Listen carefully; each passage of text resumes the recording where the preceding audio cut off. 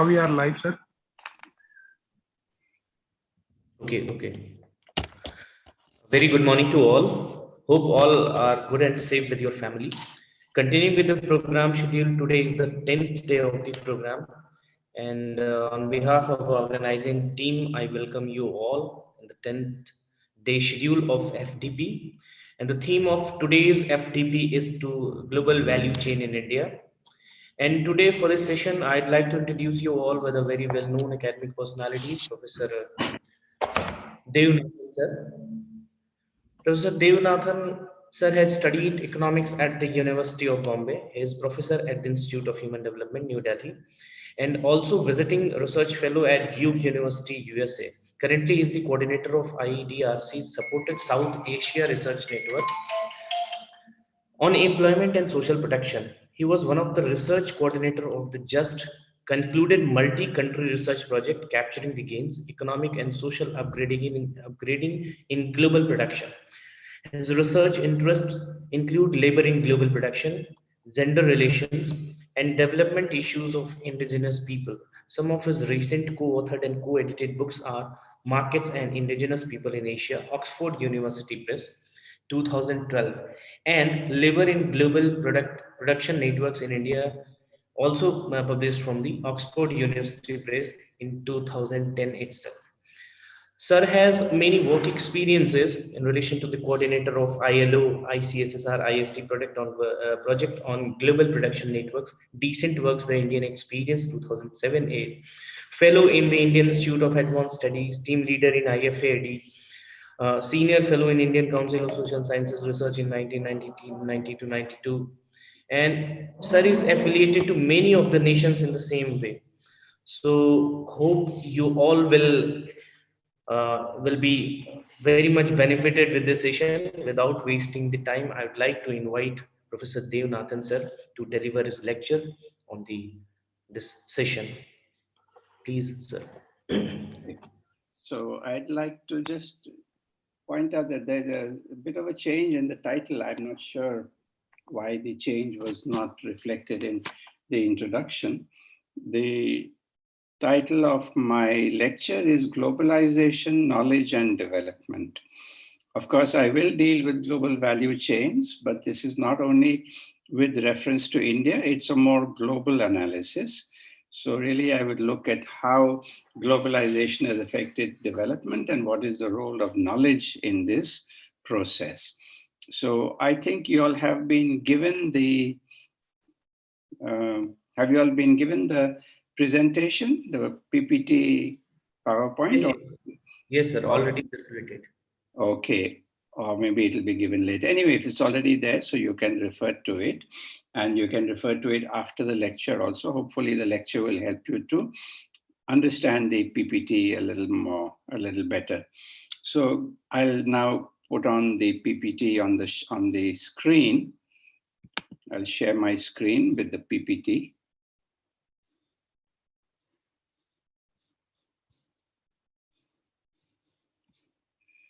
I'm sorry, I'm having to use a different computer, so I don't know why I'm not getting the right screen.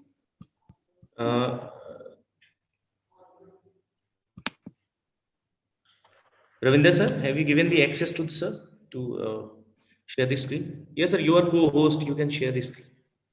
Yeah, okay, but I'm getting something else. So I'm not getting my screen on it. What if I click share, will that come? Okay, am I sharing? Yeah, that is it. Okay, so that's fine. So you now have the screen with you.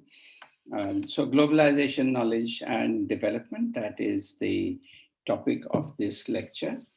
So what would I do in this? Now, first of all, when we look at globalization, there are a number of phases of globalization. It's not just one single thing which happens in one period of history.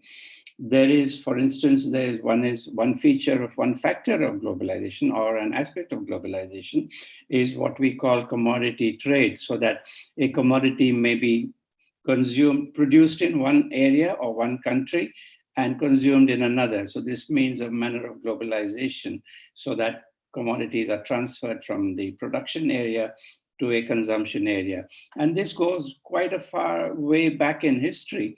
For instance, in Mesopotamia, they have found remains of till, till oil seeds, which are not originally grown in Mesopotamia, but obviously came from the Indus or the Harappan civilization in the India-Pakistan region. So that was an early form of globalization, where something produced in one country was consumed in another.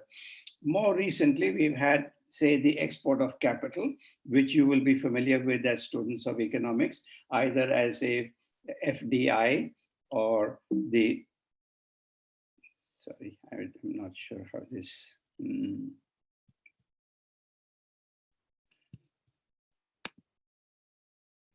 okay. So the export of capital, which is through foreign direct investment, often conducted by what we call multinational corporations. But in the current period, there is a new form of globalization, which we call a global value chain or a global production network. What does that mean? It means that there's a splintering of production by tasks, meaning that all of the tasks of producing a particular commodity or a product are not produced in one country, but are produced in many countries around the world. For instance, the phones which you all will be using are, say, a smartphone. The Apple smartphone is designed in California, or the laptop I'm using is also designed in California. You will find, if you look at the back of the Apple laptop, you will see it is written assembled in China. And they don't write anything more than that, but the parts are produced in various other countries of Asia or the world, and they are assembled in China. So therefore, this is a splintering. That is, there's a breaking up of production across not just firms, but across countries. So that is the characteristic form of a globalization today. And more than 80% of the world trade is actually conducted in this manner, where commodities cross, or the product components of a product cross boundaries. For instance, in the current pandemic situation, there has been discussion, and the CEO of the Serum Institute said, look, we are having trouble producing vaccines because a number of the components which come from the USA have been blocked by the US for export. So you can't just produce vaccine, all of it in one country. It is produced across a number of countries, various parts are produced, and then the Serum Institute of India puts it together as what is now being called Covishield. So it's not just smartphones which are produced in this manner. Almost all the products that we utilize are in one way or the other produced across value chains. Now, there are also two other forms of globalization, one of which is the movement of labor, which is a movement of labor across from one country to another. Indian IT engineers working in the USA, you have Sundar Pichai, or you have others who are now CEOs of various US tech companies. They studied in India and they have gone across and they work over there. So this is also a form of globalization. So there are many other forms which are of labor. And now you have yet another form, which is of digital connectedness. So there's a flow of information and there's the networks of knowledge, which really are spanning countries. For instance, when I was working on, in the work that I do on global value chains, I edit a series for the Cambridge University Press with its headquarters in Cambridge and its office here in Delhi. And we have a series of editors, two of whom in the USA, three in the US, one in the UK, one in Italy, one in South Korea, one in China, and myself. So this is a flow of information and a network of knowledge which goes across the world. So all of these are aspects of globalization. So when we look at the global economy, now, there are two critical transformations that we have to deal with. I presume a lot of you, or most of you, or almost all of you, must be teachers of economics. So you would know that there are two areas that we refer to aspects that we refer to. One is what we call the Great Divergence. What is the Great Divergence? It is what happened at the end of the 18th century when Western Europe began to diverge from Asia, particularly in per capita income. Western Europe per capita income began to grow, and while that of Asia stagnated or even fell. That is the period of what is known as the Industrial Revolution. Currently, we are in what is some people called a great convergence, where there is a catch-up. You can see the catch-up, particularly in the case of, as we will see later on, a country like South Korea, which has gone from having been a low-income country in 1950 to becoming a high-income country now. China is also very much on the verge of in the area of catch-up. India has gone a bit ahead, but still somewhat behind these countries. So what is the overall, how does this divergence show in terms of income? Now, this is the data I've put together, and I've not really done this. This is from Deepak Nair's book on catch-up. He has a more recent book on convergence, which will encompass all this. But see what happened to GDP per capita. If we take Western Europe as the standard, 100 from 1820 to 1950, Japan fell from 56 in 1820 to 31 in 1950. But look at what happened to China and India. They fell from 50% of the GDP per capita to only 7% in 1950, or in the case of India, from 45% to 10%. So that is the great divergence that I referred to. This is the great divergence in world history. Now, is there a catch-up? This is not the recent data, not the latest. You'll find the latest data in Deepak's new book on convergence. So here, you will see on top the per capita GDP of Asia, which went from 202 in 1970 to 4,300 in 2010. The industrialized world, which is what we call the high income countries, went from 2,800 to about 39,000. So they grew even more. But there is a slight catch up, which you can see. If I make it as a percentage, that's why you will understand whether it's a catch up or not. In 1970, Asia was only 7% of the industrialized world's GDP. But then in 2010, it had come up to becoming 11%. So there is a bit of catch up.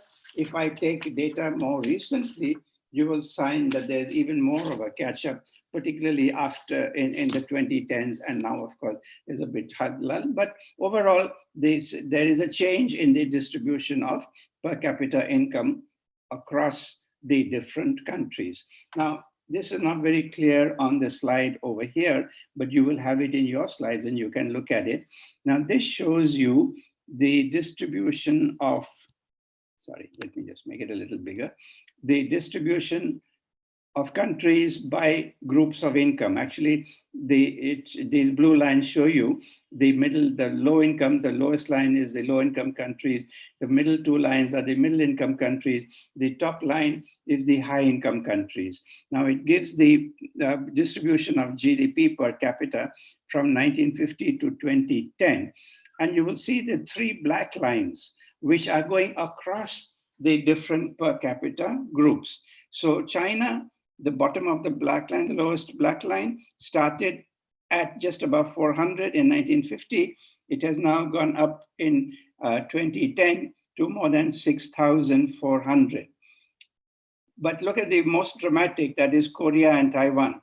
Taiwan started at a little higher in 1950, but look, both Taiwan and Korea are now part of the high income group. So you see that there is a movement across from low to middle to high income. That's the important thing. So it is not as though those that were low income in 1950 have remained low income in 2010. Rather, a few, particularly the East Asian countries, are the ones which have moved forward and clearly have caught up. So how did this happen? I would like to now turn to the question of how we utilize the notion or the concept of global value chains. and look at how this change came about. So what is a global value chain? It is based on the management doctrine, which was actually first formulated by the Indian management guru Prahlad, who talked about core competence, that a company should concentrate on its core competence and outsource the rest. What does that mean? It means that if I'm a teacher, I don't try to do everything else which is not related to teaching, but I outsource the other work.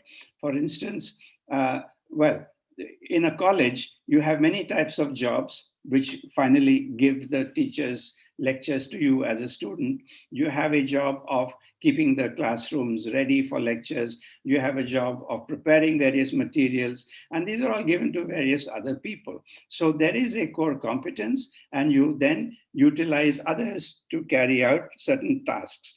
Now, when this goes between companies, then you call it a manner of what is called vertically specialized industrialization. So you have companies like Airtel or IBM, which specialize in certain areas. You know, Airtel, the Indian telecom company, it does not do its own IT work.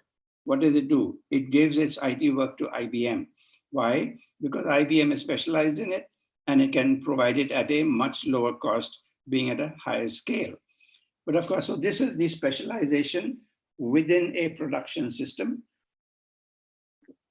But for this specialization to become offshoring, then there must be a difference in production costs. Therefore, there has to be some kind of labor cost, but also environmental and other costs. So there is, as a result of it, what we call labor arbitrage. That means you utilize the different labor, the wages in different countries to be able to increase the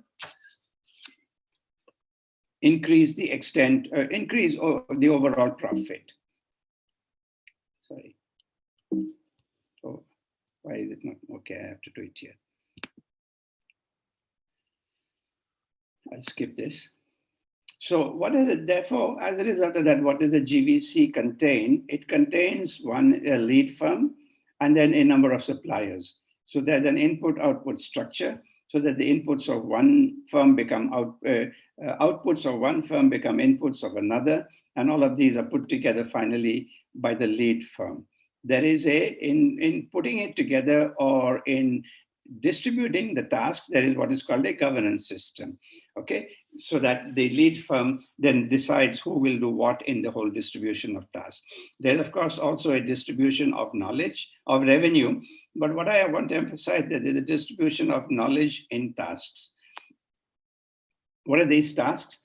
At a broad level, these are the tasks of what is pre-production, which is design or branding, and then production, and then post-production. So look at a garment firm, like say, well, I can take Adidas or Levi's, yeah?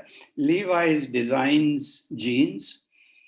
The denim for jeans is to a large extent produced in India by a company called Arvind, which produces about 40% of the world's denim. That is stitched into the jeans according to the specifications provided by Levi's.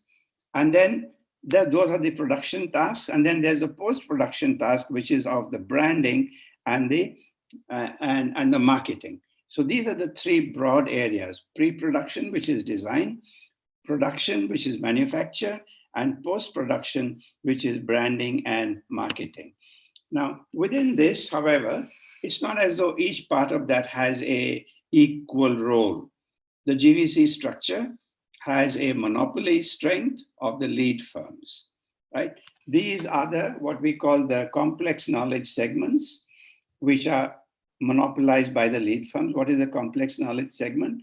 That is, the knowledge of design. It's more easy to produce something than to design something. Design has a lot of what's called tacit knowledge involved, while production is mainly straightforward knowledge, which is easily translatable into instructions. So the lead firms are in the high complex knowledge segments, while the suppliers, like the Indian garment manufacturers or the Chinese or the Bangladeshis, are in easy to enter low and medium knowledge segments, which is like what we call cut, make, trim. I mean, you have the design for a jeans, pair of jeans, and then you have the instructions. So you cut the fabric according to the requirement, you make it, you stitch it together, and then you add all the trim. So here it is an easy to enter low and medium knowledge segment, and therefore there's a high level of competition. So we have to distinguish the areas which have very little competition, where there's a monopoly, which is the GVC's lead firms, and where there is a competition, which is the suppliers. Now, you also know that even if these are monopolies, they also become, I'm not used the term over here, but they also become monopsonies, meaning that there are few buyers and many sellers. So there are few buyers of denim. There's Levi's, there's Wrangler, there is Armani, but there are many, many suppliers, or of garments. There are many suppliers. So this difference leads to a difference in the strength in the market. Now, what this difference according to knowledge levels means is that if you're in the same industry, it doesn't mean that you're in the same segment. For instance, China has a very large industry of consumer electronics, including the manufacture of iPhones, iPads, etc. But are they in the same segment as the USA? As I mentioned, the USA mainly carries out the design of the product, and it is assembled in China. So these are two very different segments. If an iPhone, or the iPhone costs about, say, how much does it now cost? Maybe 80, 90,000 rupees. Out of that 90,000 rupees, only 5,000 accrues in China as the cost of assembly. The rest of it is in the rest of the world. Half of the iPhone is profit to Apple. So 50% is profit, which is very, very high. So the point is that these are in two very different segments, and the people who work in these are also of very different quality. For instance, in the ICT, in the information and communication technology industry, both USA and China have very large numbers in that. But look at this in terms of distribution of the educational levels. In the USA, only 5% of workers in ICT are below high school, while in China, 45% are below high school. And look at the last row. In China, only 5% have a college degree, while in the USA, 45% have a college degree in the ICT. So obviously, though they are both, we call them both the ICT, they are very different parts or segments of the ICT industry. Now, in this, there is a distribution within this value chain, where the distribution of tasks, which leads to a distribution of income. So the rents or the high profits are in the tasks which are carried out in the high income countries, which also are called by some headquarter economies. And only competitive profits are earned by the suppliers in the low income countries. So for instance, Foxconn, you may have heard of Foxconn, which assembles most of China's iPhones and iPads and the MacBook, etc. Their rate of return is not even 5% on capital. Or their margin, not rate of return on capital, sorry, their margins are less than 5% because of but they have very high volumes. And on the other hand, as I mentioned to you, the margin of Apple is about 50%. So you can have a very high rate of profit in those areas which I mentioned earlier, pre-production and post-production. But in production, there's a very low level of profit because the first two, that is pre-production and post-production, are monopolies, and the knowledge there is monopolized, for instance, through patent rights, etc., while the production is not monopolized, and there the rate of returns are very low.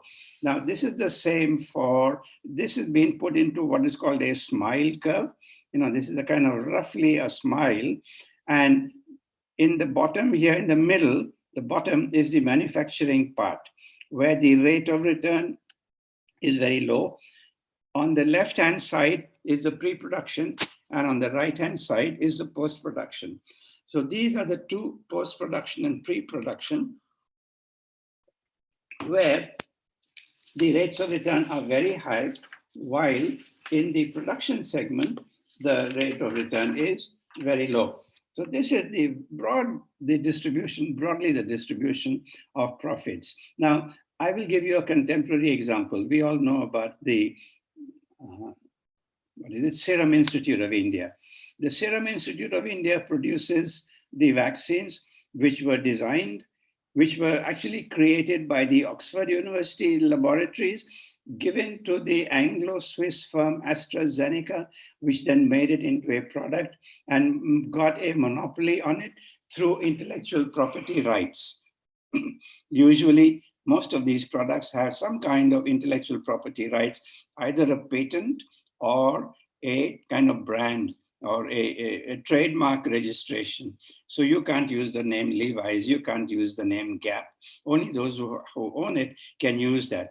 Or you have a Apple computer, or you have medicines which are produced or which have been designed and created in laboratories, largely public funded laboratories, but then handed over to companies like Pfizer or AstraZeneca for their production, for their commercialization.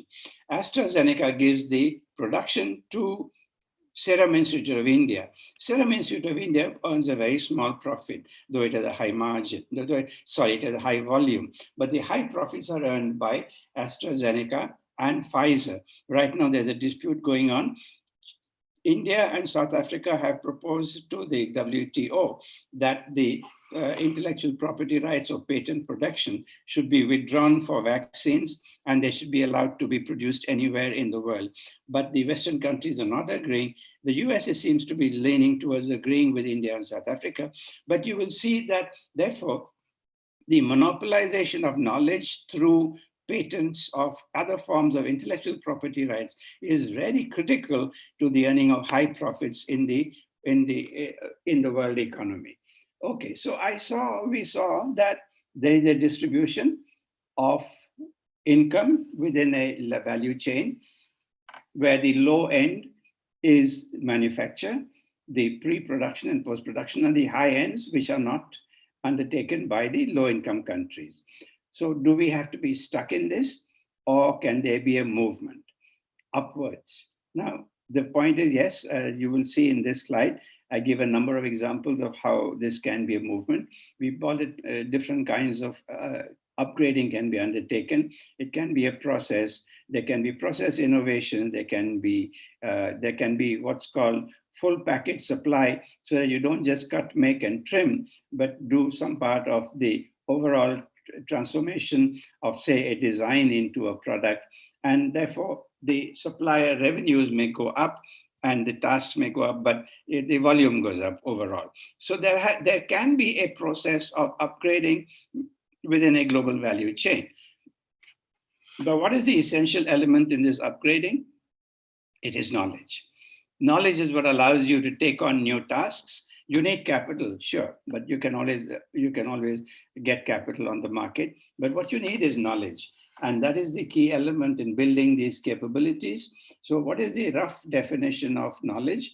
It is, we take it as the capacity to solve problems and to not just solve, but to anticipate what we need to do.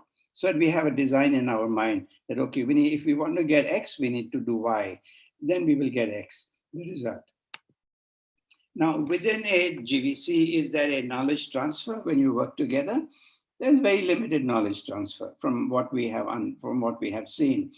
The brands or the lead firms don't mind the suppliers learning more about production, but they don't want them to take over the core functions, which are of design, brand, and market, because that's where they earn their profits, and they want to keep their monopolies in that. Now, the supplier firms try their own strategies, like, say, by reverse engineering. So you have collaborated with a company in producing a product, and then you go on your own and you try to make it by what's called, by breaking it down and carrying out reverse engineering. In the 1960s and 70s, Tata's had a collaboration with Mercedes-Benz to produce trucks. And then they reverse engineered all of that, which they had learned, which they were doing for Mercedes-Benz. And now they produce their own trucks. So it requires the firm to undertake this reverse engineering, but you also need support from the R&D sector in the country. I mean, without an R&D sector, both within the firm and in the nation, you can't really undertake this type of upgrading where you even learn through reverse engineering.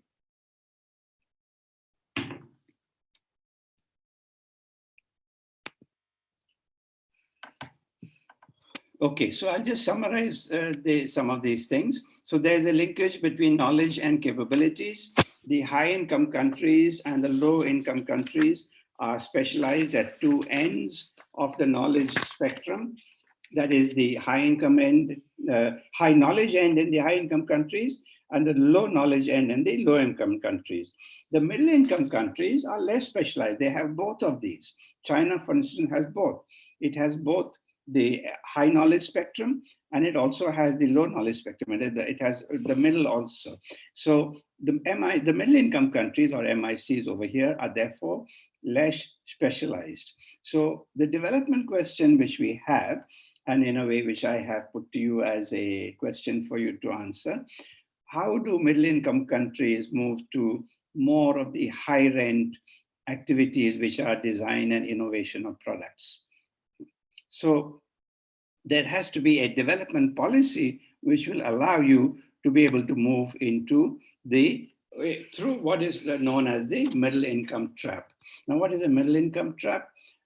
Going back one slide earlier, so rather two slides, okay? So if you have companies that are mainly carrying out which are the LIC companies, mainly carrying out the assembly of products, and then you move further through them to carry out what is called full package supply, then you may become a middle income country.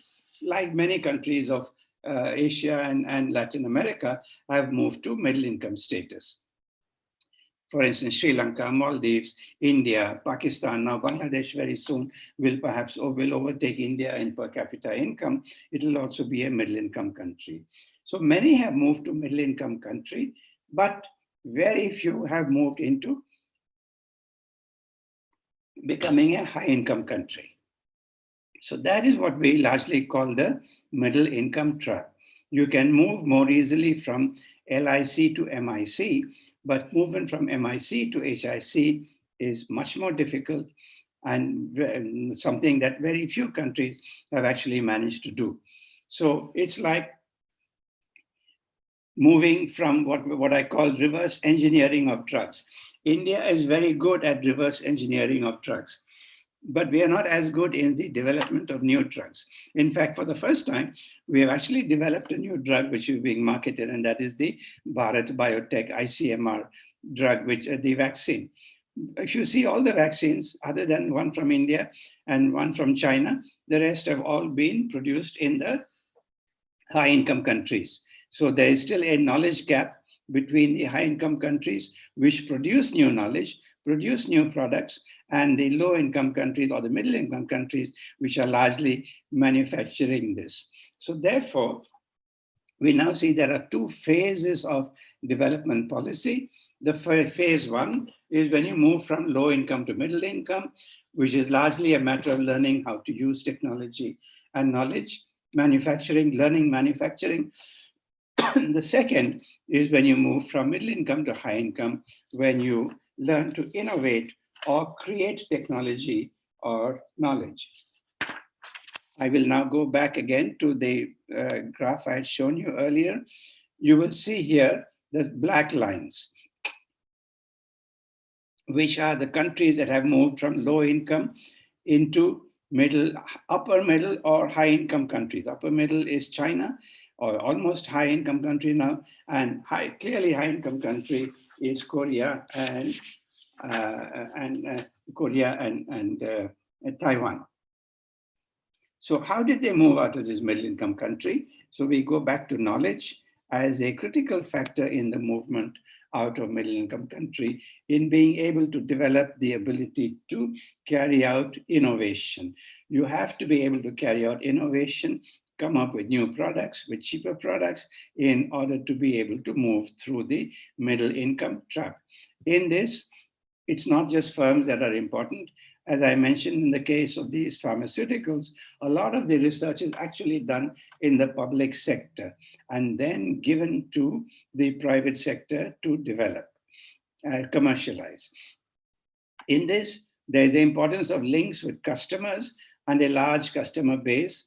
For instance, in India, the customer base for, say, high-end phones is much smaller than, say, in China or in the USA. Though, of course, India's population is much higher, but the customer base for high value products is lower. So you need, however, a broad base of innovation efforts, and you can utilize the capabilities when the new technologies are coming up, because the older technologies are becoming redundant, and a new country can then become capable, develop capabilities in the new technologies. For instance, right now, with artificial intelligence coming up as important, any country that becomes dominant in artificial intelligence will be able to get a dominant position in the world economy. So moving out of the middle income trap requires various types of innovation, which will be, well, one thing that is there in favor of countries like China and India is that we can carry out what is also called frugal or reverse innovation. What is frugal? Frugal means, as the second line shows, to do more with less or to do better with less. For instance, the nano car is a very frugally designed car, simply basics. The shampoo sachet or shampoo of coffee, the sachet of coffee is a small value product which can, however, have a large market in a low income country. Or you can have a ECG machine which actually has been developed in China or in India by not Indian companies, but by the multinationals themselves, because they have developed them for low income markets. Now, these markets, these low-income markets become a kind of frugal innovation, which can also become what is called reverse, meaning it'll go back to the original headquarter companies to become important over there too. So going through these forms of upgrading, there are a few areas which look important in being able to upgrade into the high income area. One is IT services. You know that the IT services have a very high net value added per worker. They're very high in that. The second one has been generic drugs, by which India was able to develop and became what was known as the pharmacy of the developing world. And then the problems of upgrading, which is to full package supply and new drugs. And also within this, you can utilize the importance of certain what are called choke point products, intermediates that become very important. You know, these are not final products like Microsoft Windows, which, well, is there on virtually every PC which is used around the world. So these are the main areas in which one may move out of take up in order to move out of middle income status. But in doing that, you need to develop lead firms, which will be able to carry out and therefore push forward this agenda of knowledge as the basis of the value chain. For instance, Korea has developed its own big lead firms like Samsung, LG, and Hyundai. China has Huawei, Lenovo, Haier, Alibaba, and many others now which have come up. And India has a few, but nothing really as big as these. There's Tata, there's Mahindra, there's Reddy Labs, there's Bharat Biotech, but these are all much smaller. But these are the beginning of developing lead firms which can therefore move the country into a higher growth path. Now, within this developing a higher growth path, there is some traps that one has to be careful of. For instance, the knowledge divide. There is a demand, both a demand and a supply of high knowledge workers. Now, India has done something. I know 15 years ago when I went to Italy to discuss value chains, so some colleagues asked me over there, how come India, which is such a poor country, has got such a large number of IT engineers all around the world? Now, the point is this, it's exactly this. It is easy to increase the supply of high knowledge workers, which is done through increasing gross tertiary enrollment. So we have increased our supply of high knowledge workers in the IT and in the medical profession, but our demand for them has not increased to the same extent. Therefore, we have become exporters of high knowledge workers. So what does the demand for high knowledge workers depend on? It depends on the extent of R&D within the country, both in the private and the public sector. Look at the figures below you at the bottom. India spends only 0.8% of its GDP on R&D. China already, it was 1.07%. It would be higher now. It is closer now to 2%. USA is 2.6% of a very large GDP. And look at Korea, it's 2.0%. So Korea is the one country you will see over here. Sweden is even higher and Argentina is even lower than India. The two are clearly in what is known as the middle income trap, where the demand for knowledge workers is just not keeping up, just not as high as the supply of knowledge workers. Now, this is the next slide shows you a figure graph where I think on the left hand, on the y-axis, you have the R&D to GDP ratio on the vertical axis. So this is the demand for knowledge workers. On the x-axis, you have the gross enrollment in the tertiary education. So you look at South Korea, it is the one country which has moved from having a high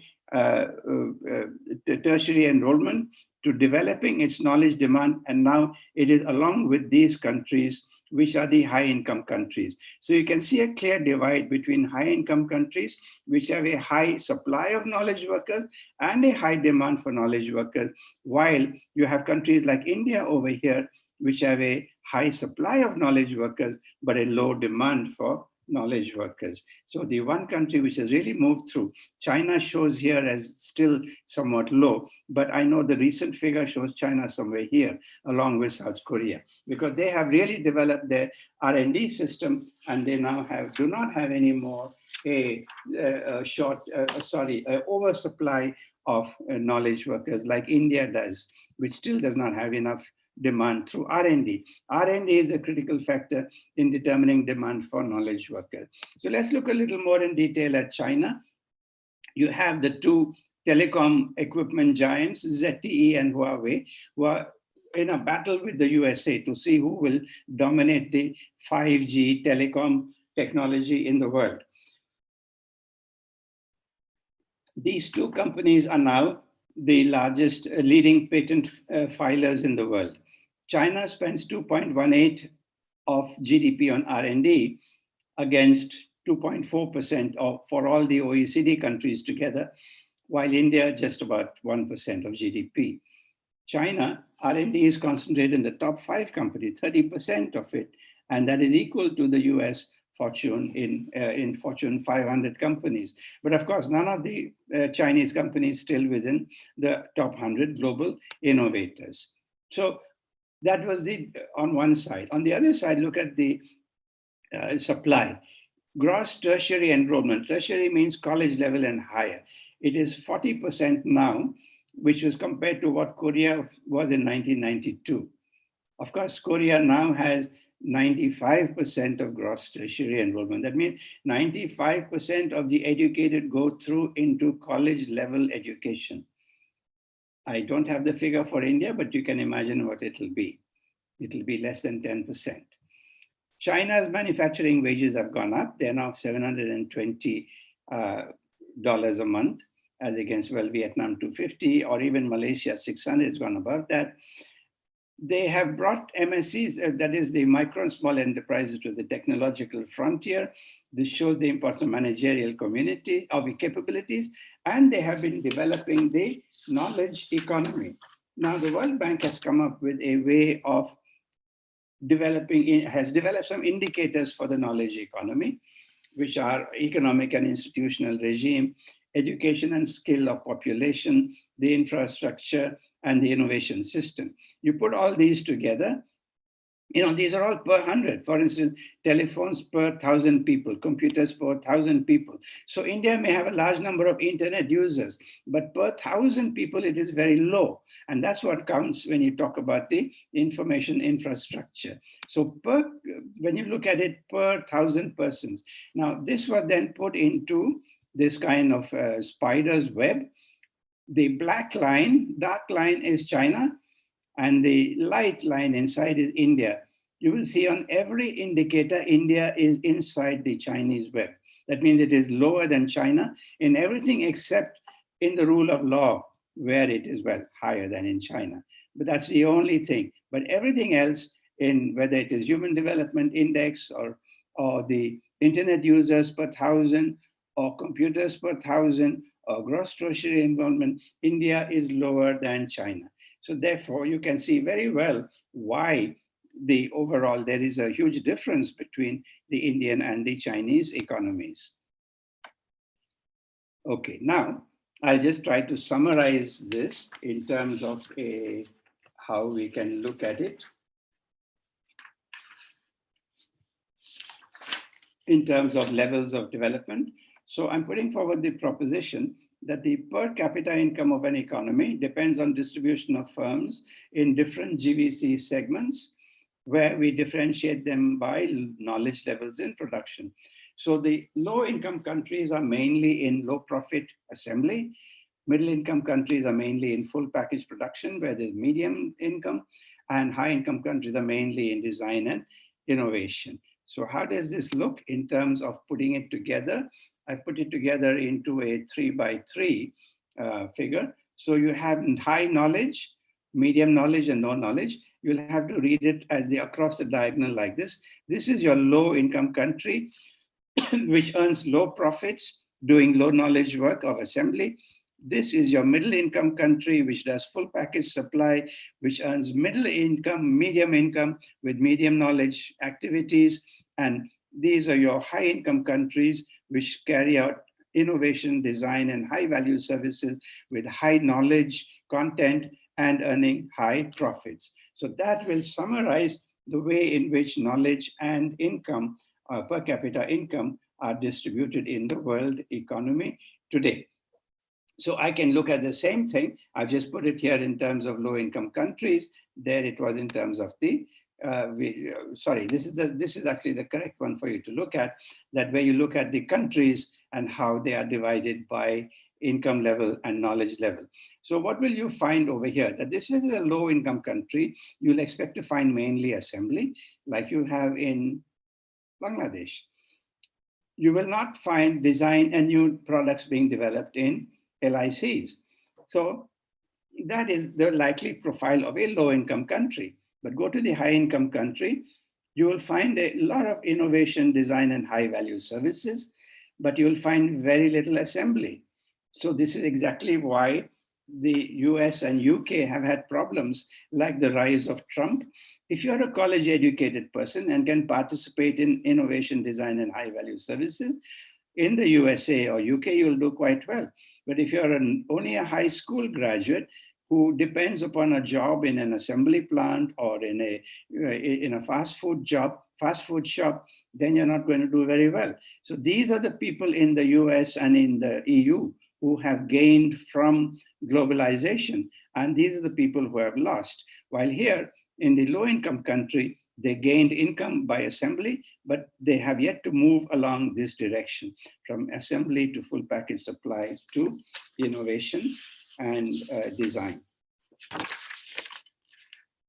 The same can be seen, again, a very similar to the earlier one, where the knowledge economy and current economic performance, this is from the World Bank. So where the GDP per capita on the y-axis and the knowledge economy score on the x-axis. So as you move to a higher knowledge economy score, you also move to a higher GDP per capita. That is the broad correlation between these two, which I have explained in terms of how you can move across from one knowledge segment into another. Just one final point, because we are in a situation where clearly there is a struggle between the USA and China for who will dominate the rest of this 21st century. Now, this depends on what? Who dominates the world depends on who controls the technology of that age. If China is the one that will control the artificial intelligence and the new technologies that are coming up, then it will it'll become the hegemonic power in the world. It's not just a matter of size, but it's also who controls the technology.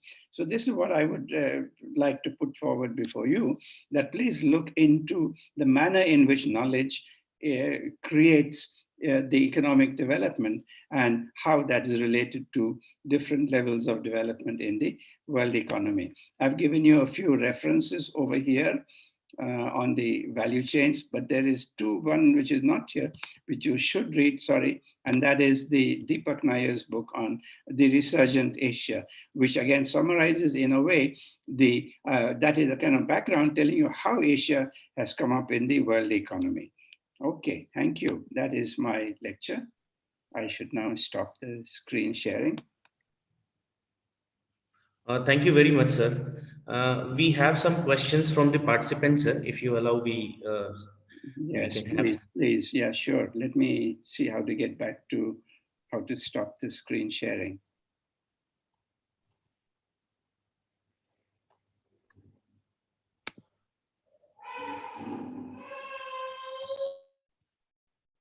Yeah, okay. I think I've stopped the screen sharing. Yes. It's done, sir. So the first question is, sir, yeah. Whether globalization has benefited India to dominate in global value chain?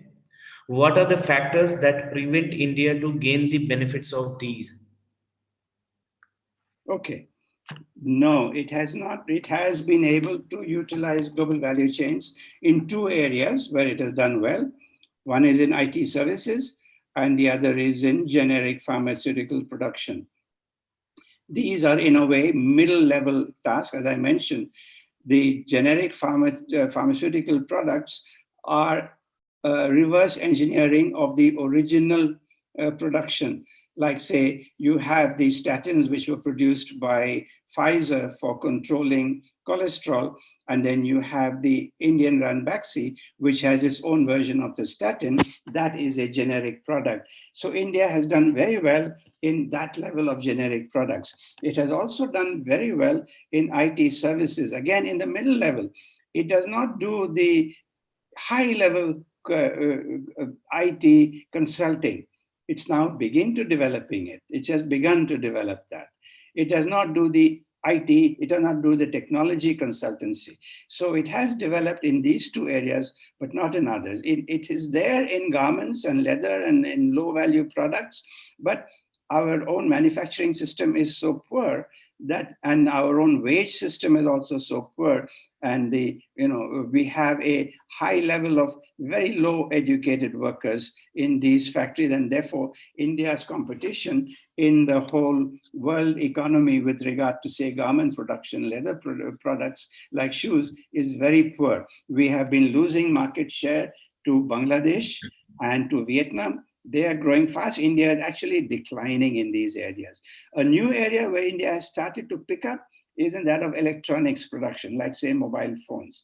We have at least started the production of assembly, not production, assembly of mobile phones. Last area where India has done well in a full product is that of automobiles. Why did India do well in automobiles and not in electronics production? It's a simple matter of a very poorly designed import tariff policy. For automobiles, it was very clear the import tariff for importing a full car is like 120%. But for importing parts, components is only 10 to 20%. So obviously there's an advantage to importing components and assembling the car in India. So India And then step by step, it went to localization. So India developed a automobile industry on that basis using the value chain. But in electronics, we had the reverse kind of what's called an inverted tariff structure. The tariff on final products was lower than the tariff on components. So why will somebody assemble a phone in India when it is cheaper to bring the final phone into India and rather than assemble it here? Only in the last 3-4 years have they changed this inverted tariff, and therefore now Samsung has set up an assembly plant in India. Foxconn is setting up an assembly plant in India. So although India was a very large market for the phones, it only developed as a production base for the phones only recently. So tariff policy, knowledge, capabilities of workers, all of these are important. Even the logistics cost. I mean, all garment manufacturers will tell you because of India's poor logistics, the cost of manufacture goes up by at least 10% in India compared to Vietnam or China or elsewhere. Our poor logistics is being shown in the current oxygen crisis. It's not that we don't have enough oxygen. The oxygen is not reaching the right places in the right manner. Our logistics is so badly organized that we don't have a good system of distribution of these materials. So yes, we have been able to use some of it, but not as much as in the low level as Bangladesh or in the high level as China and Korea. Any other question? So the next question, yes, sir. You want to add something, or I should continue for the next question? This answer. Yeah, go ahead. So the next question is, why India facing continuously trade deficit, not only in capital intensive goods but also in labor intensive? Okay, I think I've given the answer in the earlier answer. I mean, India faces a large trade deficit in electronics. That's a massive portion of India's deficit. We also face a huge trade deficit in machinery because we import so much of it. So the electronics deficit is exactly due to what I pointed out, our failure in developing the value chain for the assembly of electronics, and rather than, so that's why we have a huge deficit over there. Yeah. So the next question is, how does the GNP affect the traditional production process in countries like India? Sorry, how does the GNP affect the traditional production process in countries like India? I didn't follow. What is GNP? Or GPN, the Global Production Network, or GVC? How does the GVC affect the production? Is that the question? What is GNP? Production process in countries like India. Yeah, I know the production. Okay. So in India also is moving towards more of a specialized production where you have, even in garments and leather and so on, you no longer have the old artisanal production, where you take a piece of cloth to the tailor and they stitch it and give it to you.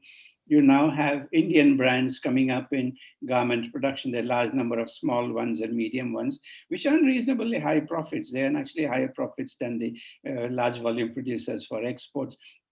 But you also now have a large number of big brands coming up, like Big Bazaar or Reliance Retail.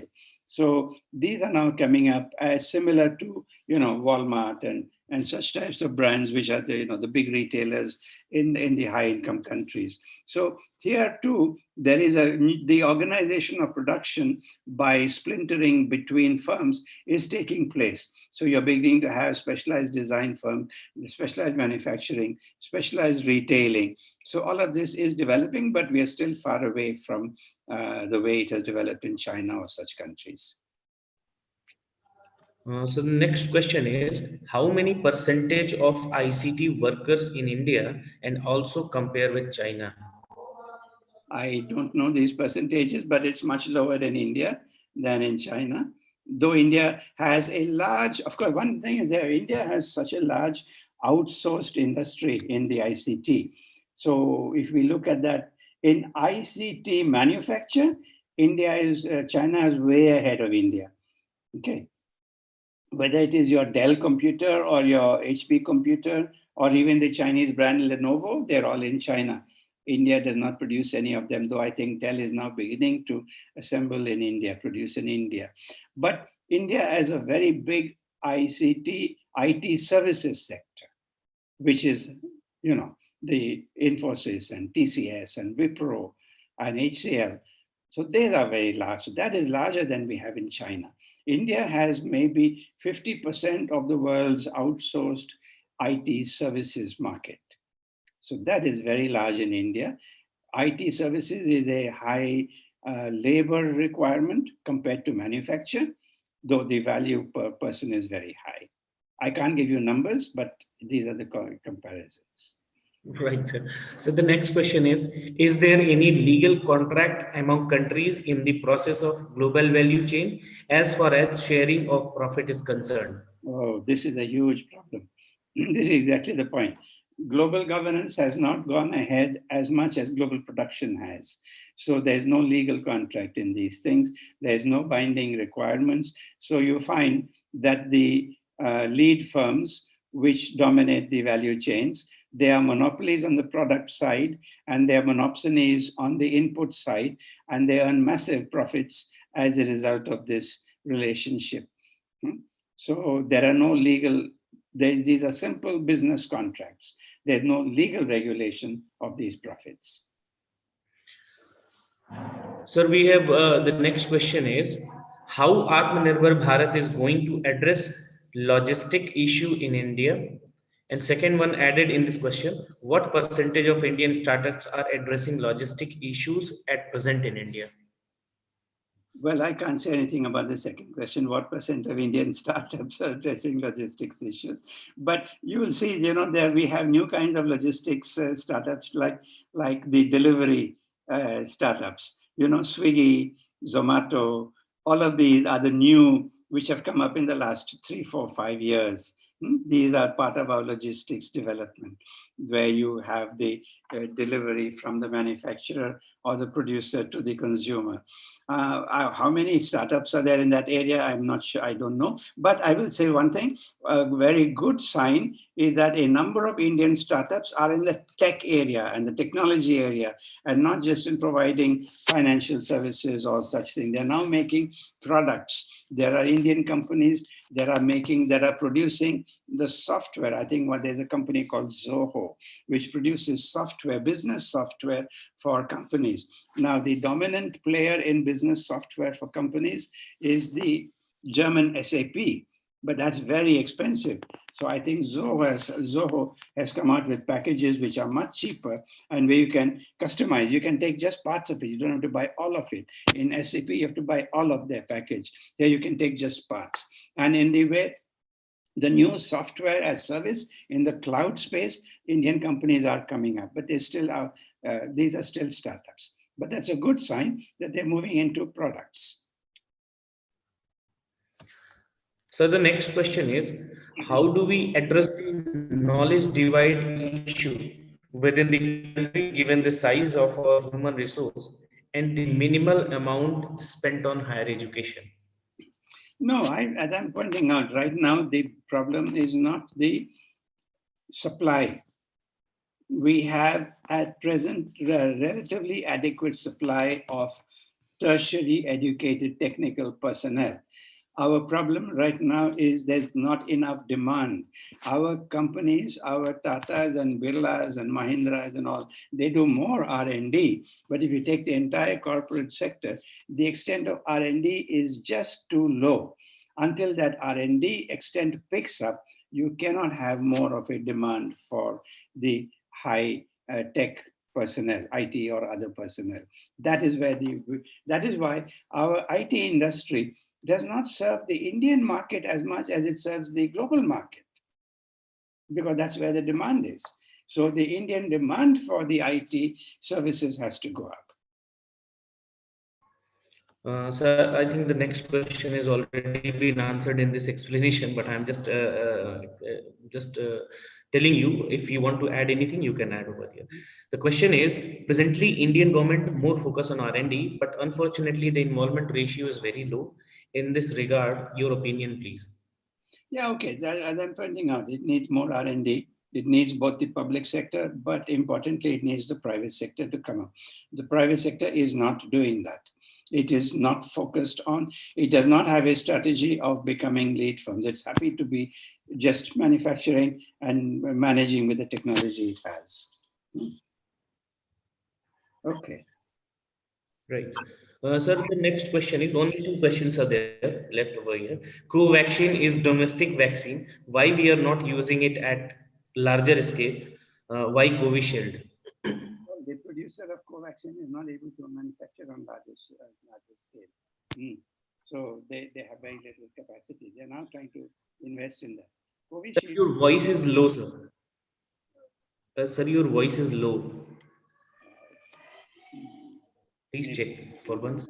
okay. Now is it okay? Yes, sir. It's Okay. okay. So the point is that we didn't have the capacity. You see, Covaxin, the Indian one, as I'm saying, India did not really produce the original drugs or vaccines.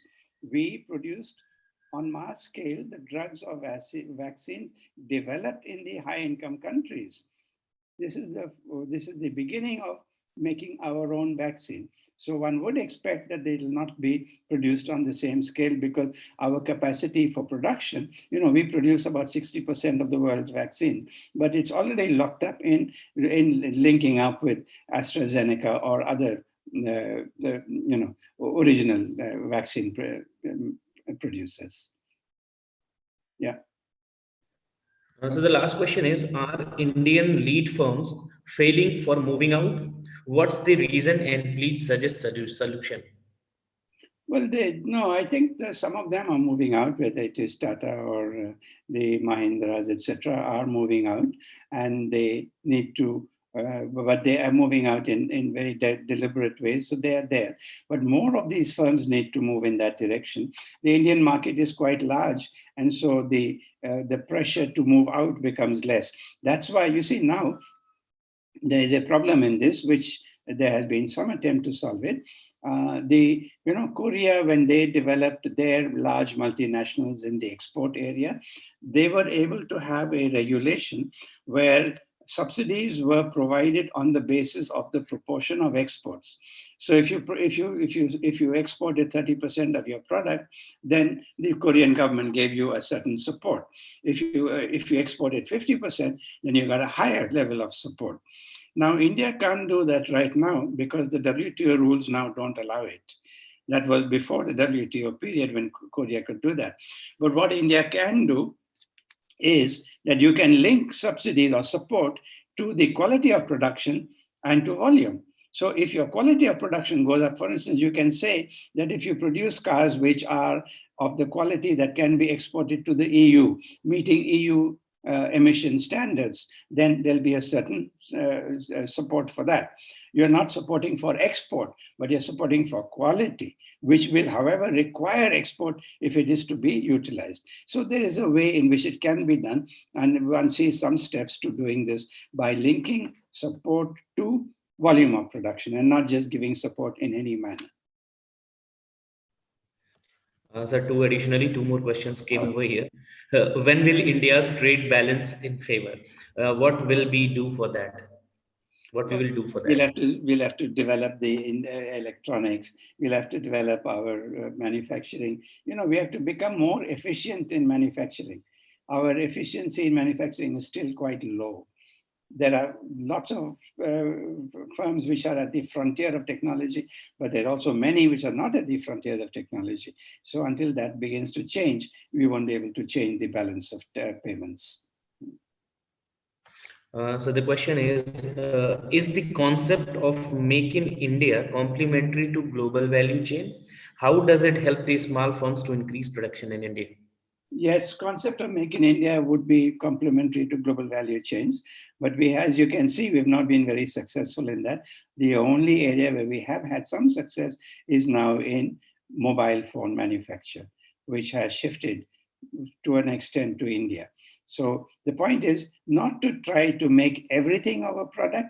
Don't try to design and manufacture and brand and market a product. Start with just manufacturing, start with assembly, and then move up, exactly as China did or Korea did.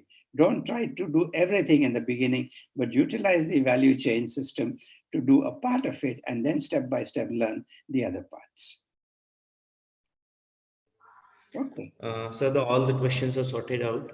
I'm sure Okay. that the participants have quite Okay. about their Well, doubts. I'm glad I And could give this lecture, but unfortunately, these lectures are very, how to put it, very alienating because the questions were good. So I can see that a number of people understood what was being said, and I'm happy for that. So, but anyway, but an in-person lecture is something very different. But we have to manage with, in this COVID situation, whatever we can. At least we are able to do virtual lectures. At least, thank you very much, sir, for giving a complimentary statements regarding this program which we are going to conduct. Thank you very much, sir.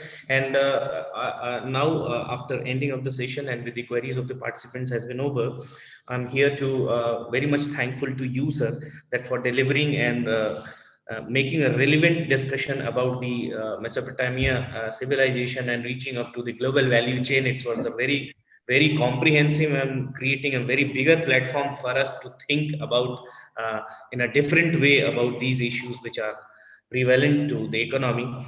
And I'm sure that the issues which you revealed over here in the last session, like role of workers in process innovation, importance of R&D for development, reverse engineering of drugs and new drugs, moving out high value services, high knowledge workers, factors of knowledge economy, a lot of things are there. And surely the participants have enriched and enlightened with your knowledge, sir.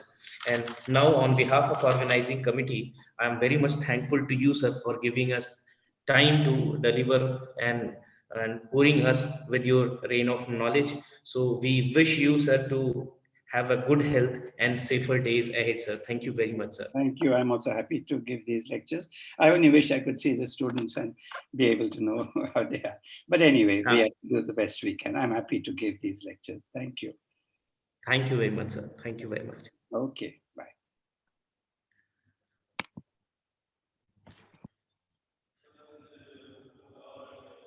Ravinder ji, has it stopped?